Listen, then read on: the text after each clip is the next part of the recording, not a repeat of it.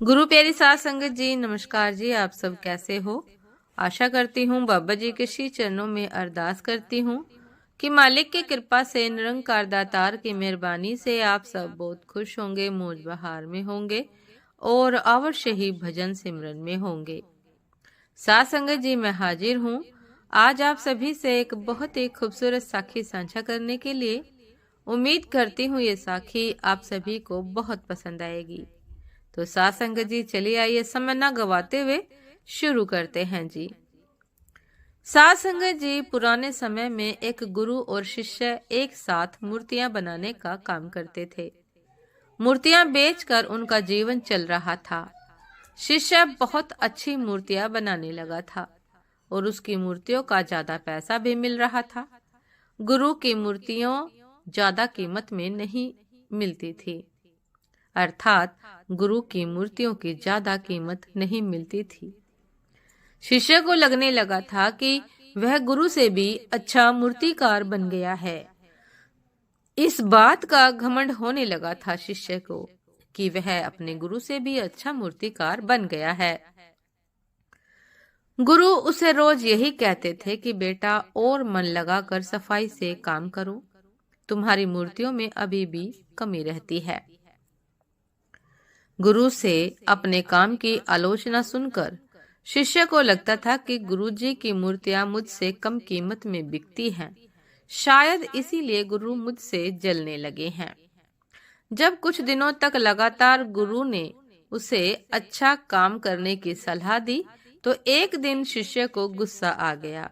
शिष्य ने गुरु से कहा कि गुरुजी, मैं आपसे अच्छी मूर्तियां बनाता हूँ, तभी तो मेरी मूर्तियां ज्यादा कीमत में बिकती हैं, लेकिन फिर भी आप मुझे ही सुधार करने के लिए कहते हैं।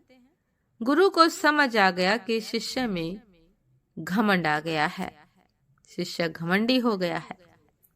गुरु ने शांति से कहा कि बेटा, जब मैं तुम्हारी उम्र का था तब मेरी मूर्तियां भी मेरे गुरु की मूर्तियों से ज्यादा दाम में बिकती थी।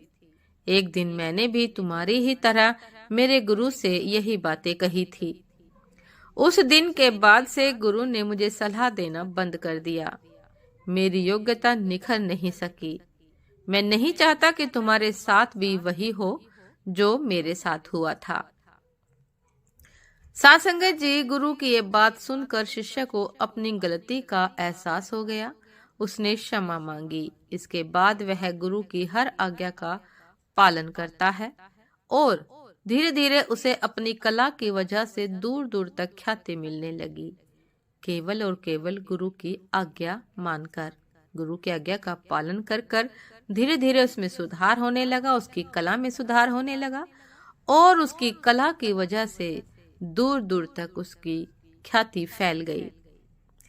साध संगत जी, एक सच्चा गुरु अपनी गलतियों से सीखता है और वह चाहता है कि जो गलतियां उसने की है वह उसका शिष्य कदापि ना करे। गुरु शिष्य की कमियों को दूर करके उसकी योग्यता को निखारते हैं। ये बात शिष्य को समझनी चाहिए। साध संगत जी, ये थी आज की एक बहुत ही खूबसूरत साखी। उम्मीद करती हूँ ये साखी आप सभी को बहुत पसंद आई होगी। यदि पसंद आई हो साध संगत जी, तो लाइक, कमेंट, शेयर करना ना भूलिएगा। चैनल पर जो भी नए हैं कृपा करके सब्सक्राइब कर लीजिएगा, ताकि चैनल पर मिलने वाली सभी शब्द साखियों की अपडेट आप सभी को समय पर मिलती रहे। साथ संगत जी, आप हमें इंस्टाग्राम पर भी फॉलो कर सकते हैं। इंस्टाग्राम का लिंक डिस्क्रिप्शन बॉक्स में दिया गया है। साथ संगत जी, दासी को भी आज्ञा दीजिए। आपसे फिर मुलाकात होती है एक नए शब्द साखी के साथ, एक नए विचार के साथ। तब तक के लिए नमस्कार जी।